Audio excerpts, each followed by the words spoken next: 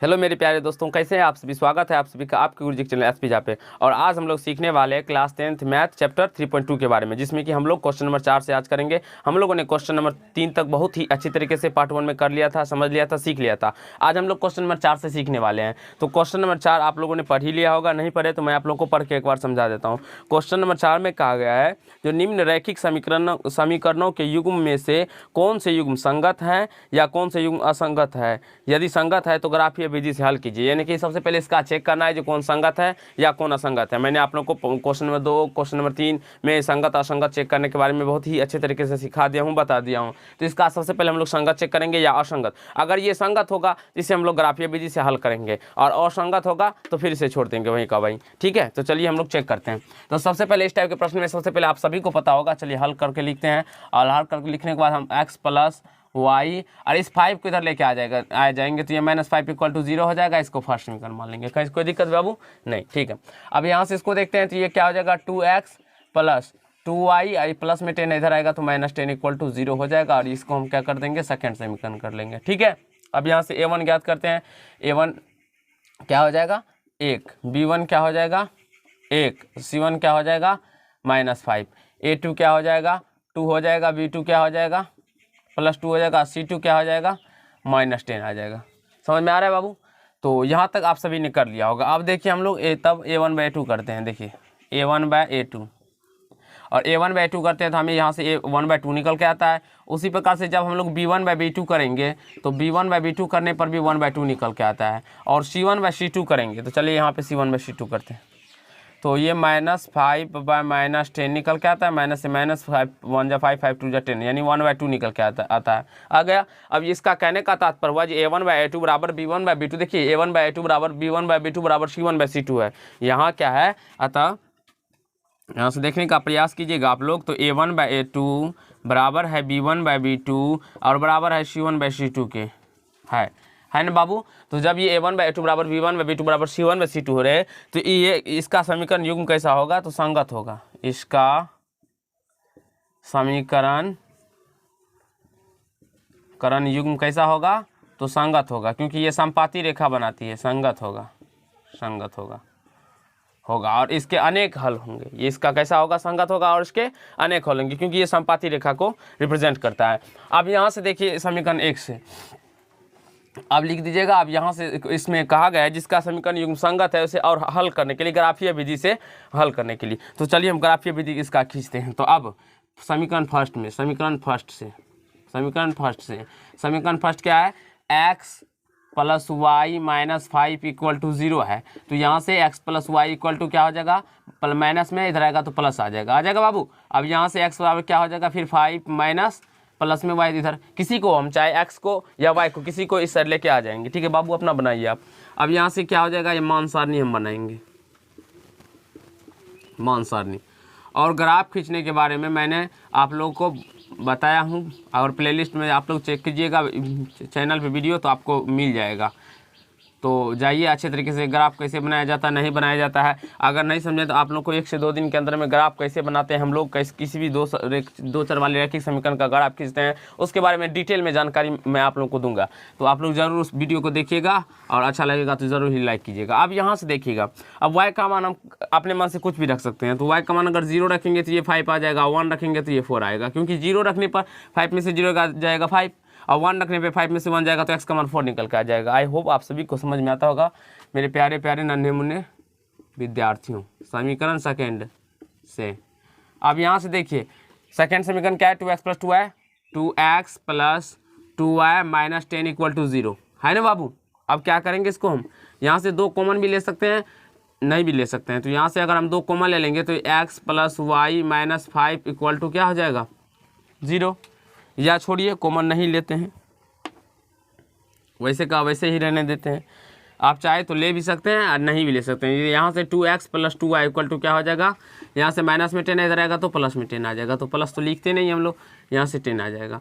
अब यहाँ से क्या हो जाएगा, 2x बराबर 10 माइनस हो जाएगा 2y। अब यहाँ से देखिए तो x बराबर क्या हो जाएगा 10 - 2y/2। तो यहाँ से मान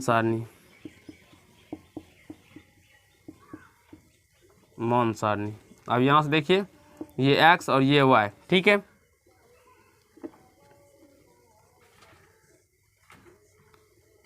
एक्स वाई, तो अब यहाँ से अगर y का मान आप लोग 0 रखिएगा तो इसका मान 5 निकल के आएगा, y का मान 1 रखिएगा तो 2 को घटाएं तो यानी 2 चौके 8, यानी 0 रखने पे ये 0 आ जाएगा, तो 10/2 बराबर 5 आ जाएगा। अब वो 1 रखेंगे तो 10 में से 2 चला जाएगा तो 8 बचेगा, 8 में 2 से भाग दे देंगे तो 4 में जाएगा ना, 2 4 8 होता है ना, तो इसीलिए ये निकल के आ गया।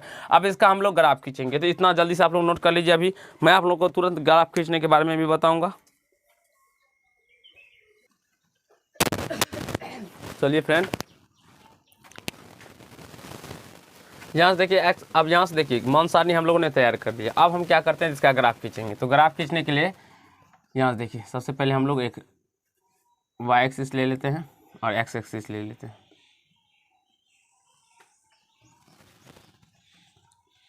इतना कर लेने के बाद हम लोग क्या करेंगे, तो इसमें देखते हैं मान, तो सबसे ज़्यादा 5 तक है तो इसमें 6 तक हम ले लेंगे। 1 2 3 4 5 6, आप 6 तक ले भी सकते हैं, नहीं भी ले सकते हैं। 1 2 3 4 5 6। अब यहाँ से मूल बिंदु हो जाता है ये एक्स डैश होता है और ये वाई डैश, ये वाई होता है और ये एक्स होता है। ठीक, आई होप यहाँ तक आप सभी को समझ में आ गया होगा। अब हम लोग क्या करते हैं, तो ये निर्देशांक लेते हैं। देखिए 5 0 है, तो सबसे पहले हम एक्स टर्म में आएंगे, तो यहाँ पे 5 पर 0 लेंगे तो ये इसी रेखा पे आ जाएगा, तो इसको 5 0 कर लेंगे, ठीक है। अब यहाँ से देखते हैं, तो एक्स में 4 वाई में 1, एक्स में 4 वाई में 1 जाएंगे तो ये यहाँ पर आ जाएगा, तो एक्स में 4 वाई में 1, इसका रेखा हम खींच लेंगे इस प्रकार से। आप लोग स्केल की मदद से और ग्राफ कॉपी में बनाइएगा, ऐसा खींचा गया। अब सेम यहाँ पे भी इसका निर्देशांक है 5 0, तो यहीं पे आ जाएगा और 4 1 तो यहीं पे आ जाएगा। तो इसका मतलब ये हुआ जी, ये कैसा रेखा हो जाएगा, तो ये समपाती रेखा हो जाएगा। ये कैसा रेखा हो जाएगा, समपाती रेखा हो जाएगा। आप लोग को अब मैंने अब यहाँ पे बताया, मतलब बताया भी था इससे पहले, जो a1/a2 बराबर b1/b2 बराबर c1/c2 है, तो इसका समीकरण यूं कैसा होगा, तो संगत होगा, और इसका समीकरण रेखा कैसा होगा, तो ये समपाती हो जाएगा। देखिए तो बाबू इसमें कि पार्ट 1 है कि पार्ट 2 है, या पार्ट 3 होगा, इतना नोट कर लीजिए। अभी आप लोग को मैं आप लोग को बहुत ही अच्छे तरीके से बताने का प्रयास आगे बताऊंगा। चलिए फ्रेंड, हम लोग क्वेश्चन नंबर 2 से समझते हैं 4 के, और उसे अच्छे तरीके से समझने का प्रयास करते हैं। तो इसको हम सबसे पहले चेक करेंगे जो ये संगत है या असंगत है। तो सबसे पहले चेक करने के लिए हमें x माइनस वाई, इस 8 को इधर लेके आ जाएंगे, तो -8 = 0 हो जाएगा, और यहाँ से 3x - 3y -16 = 0 हो जाएगा। इसको फर्स्ट मान लेंगे, इसको सेकेंड मान लेंगे। यहाँ से हम लोग a1 a2 b1 a1 ज्ञात करेंगे तो 1, b1 ज्ञात करेंगे तो -1, और c1 ज्ञात करते हैं तो -8 आएगा। अब यहाँ से a2 ज्ञात करते हैं तो 3, b2 ज्ञात करेंगे तो -3 आएगा, और c2 ज्ञात करते हैं तो -16 आएगा। तब यहाँ से a1/a2 ज्ञात करते हैं। a1/a2 करने पे ये 1/3 आता है, b1/b2 करने पर ये -1/-3, माइनस से माइनस कट जाएगा यानी 1/3 आ जाएगा, और c1/c2 करने पर ये -8/-16 आएगा, तो माइनस से माइनस कट 8 1 जा 8 8 2 जा 16 यानी 1/2 निकल के आ जाता है। तो अब यहाँ से ये तात्पर्य निकल के आया कि a1/a2 और b1/b2 मेरा समान है और नॉट इक्वल टू है c1/c2, अतः a1/a2 बराबर b1/b2 है और नॉट इक्वल टू c1/c2 है। ठीक है बाबू, इसका मतलब इसका समीकरण युग्म कैसा होगा, इसका समीकरण युग्म असंगत होगा, असंगत होगा। इसका समीकरण युग्म कैसा होगा, असंगत होगा, क्योंकि a1/2 बराबर b1/b2 और नॉट इक्वल टू c1/c2 है। ये समांतर रेखा को रिप्रेजेंट करता है, और समांतर रेखा का समीकरण युग्म कैसा होता है, असंगत होता है। अगर ये संगत आता तो इसका हम लोग फिर से इस समीकरण 1 से समीकरण 2 से मान सारणी बना लेते हैं, फिर इसका ग्राफ खींचते हैं। आई होप आप सभी को समझ में आ गया होगा। अब क्वेश्चन नंबर 3 नंबर अपने से सॉल्व करिएगा, उसे बनाने का प्रयास कीजिएगा। हम लोग 4 को समझने वाले डायरेक्टली। अब इस टाइप के प्रश्न में इसको भी वैसे हल करने का प्रयास करेंगे। जो 2x - 2y और -2 इधर ही है, बराबर 0 है, तो इसको फर्स्ट मान लेंगे, और 4x -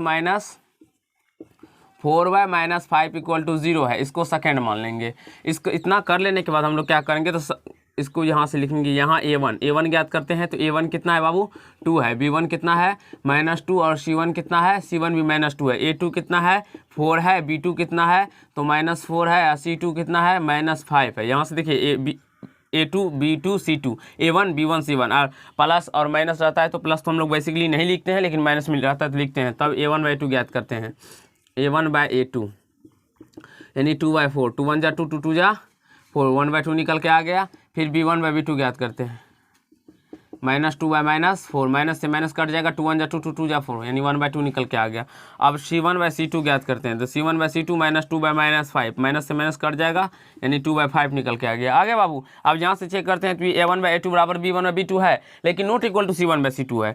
तो अब यहाँ से लिखेंगे था a1/a2 बराबर b1/b2 not equal to c1/c2 है। इसका कहने का तात्पर्य हुआ जो ये समीकरण जो होगा ये समांतर रेखा को रिप्रेजेंट करेगा, यानी समांतर रेखा इसमें ग्राफ है, इसका निरूपण होगा। और समांतर रेखा होता है तो इसका कोई हल नहीं होता है, कोई हल नहीं होता है, इसका समीकरण युग्म असंगत होता है। इसका समीकरण युग्म असंगत होगा। आई होप ये आप लोगों को समझ में आ गया होगा और कहीं से कोई दिक्कत नहीं हुआ होगा। तो जल्दी से इसे नोट कर लीजिए। अभी हम लोग क्वेश्चन नंबर 5 को भी समझने वाले हैं। और अगर 3 नंबर में आप लोग को संगत होगा तो संगत होगा, या असंगत होगा तो यही पे आंसर हो जाएगा, और संगत होगा तो उसको फिर ग्राफीय विधि से हल कीजिएगा। जल्दी से इसे नोट कर लीजिए, आगे समझेंगे अभी। चलिए फिर हम लोग क्वेश्चन नंबर 5 को समझते हैं, उसे अच्छे तरीके से समझने का प्रयास करते हैं। तो क्वेश्चन नंबर 5 में कहा गया, मैं आप लोगों को पढ़ के समझा देता हूँ, वैसे आप लोगों ने पढ़ भी लिया होगा। क्वेश्चन नंबर 5 में कहा गया है जो एक आयताकार बाग है जिसकी लंबाई चौड़ाई से क्या है तो 4 मीटर अधिक है, और इसका अर्ध परिमाप 36 है, तो बाग की बीमाएँ ज्ञात कीजिए। चलिए बाग की हम बीमा ज्ञात करते हैं। सबसे पहले हम इसमें लंबाई और चौड़ाई को मान लेते हैं। आप सभी को पता होना चाहिए जो आयताकार में लंबाई बड़ा होता है और चौड़ाई छोटा होता है। तो मान लेते हैं, माना कि आयताकार बाग की लंबाई x मीटर तथा चौड़ाई y मीटर है। मान लिए बाबू। अब यहाँ से देखिए प्रश्न में कहा गया है जो लंबाई जो है से चौड़ाई से 4 अधिक है, यानी कि लंबाई में से जब हम चौड़ाई को घटाएंगे तो 4 निकल के आएगा। आ जाएगा, समझ में आया? लंबाई क्या है? चौड़ाई से 4 अधिक है। लंबाई है x, तो चौड़ाई से क्या है तो 4 अधिक है, तो चौड़ाई इससे ये 4 अधिक है, तो समीकरण को बराबर करने के लिए इसमें 4 को जोड़ना पड़ेगा ना। तो ये इधर आएगा तो x - y = 4 हो जाएगा। मान लीजिए एक लड़का है और ये भी एक लड़का है, ठीक है, ये एक लड़का है और ये भी एक लड़का है।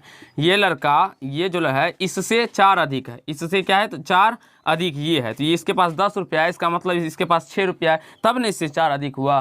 तो उसी प्रकार से अगर हम इसमें से अगर इसको घटाएंगे तो 4 आएगा ना, क्योंकि 10 में से इसमें से इसको, तो उसी प्रकार x - ये इससे 4 अधिक ये है, तो इसमें से इसको घटाएंगे तो 4 निकल के आ जाएगा। उसी प्रकार से ये आ जाएगा। आई होप ये आपको समझ में आ गया होगा। तो इसको हम लोग फर्स्ट समीकरण मान लेते हैं।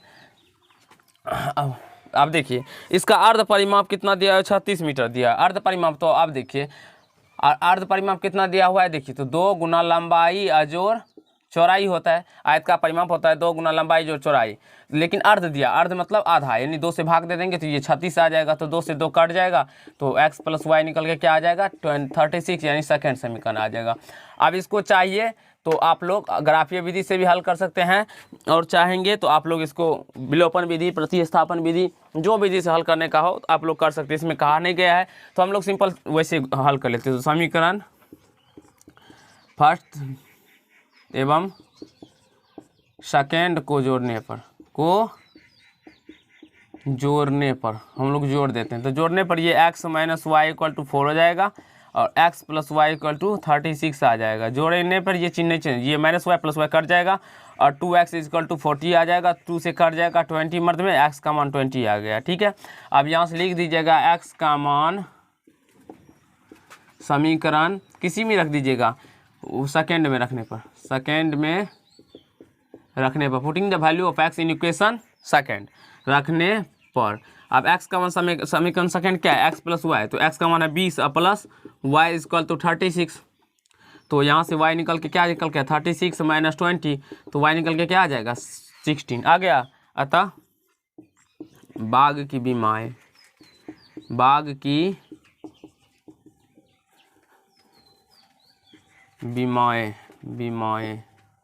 क्या हो जाएगा 20 और 16 आ जाएगा। 20 मीटर और 16 मीटर।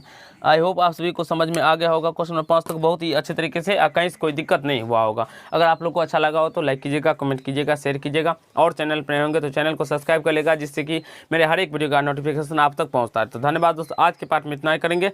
नेक्स्ट पार्ट में हम लोग क्वेश्चन में आप पार्ट मिला लीजिएगा, पार्ट 3 होगा या पार्ट 2 का, ये हमें नहीं पता। आप लोग देख लीजिएगा, जो पार्ट होगा उसे लिख लीजिएगा।